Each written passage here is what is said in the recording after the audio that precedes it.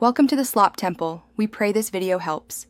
In this video, I will show how to make an Excel list. First, open a new Excel workbook or an existing sheet where you want to create your list.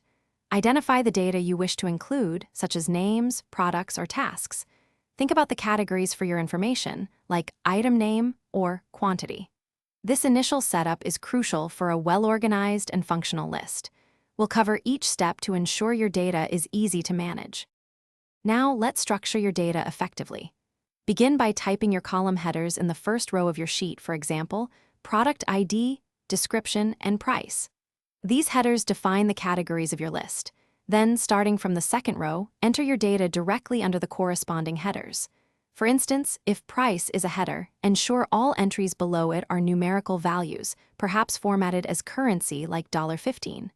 00. Consistency makes your list much easier to sort and filter. To enhance your list, let's add data validation. Select the cells where you want to restrict input, perhaps for a status column.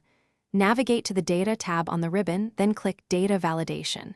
In the dialog box, choose List from the Allow dropdown.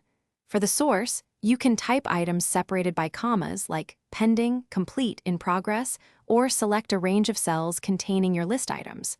This prevents errors and maintains data integrity. For more advanced list management, consider converting your data into an Excel table. Simply select your data range and press Ctrl+T. Tables offer built-in sorting, filtering, and automatic expansion for new entries. You can also apply conditional formatting to visually highlight important data, such as items with a quantity below 10 or tasks due in less than 3 days. Remember to check the description below for a link to a fantastic book that can truly change how you think about money, as well as other helpful deals. Thanks for watching. Consider subscribing if we helped you.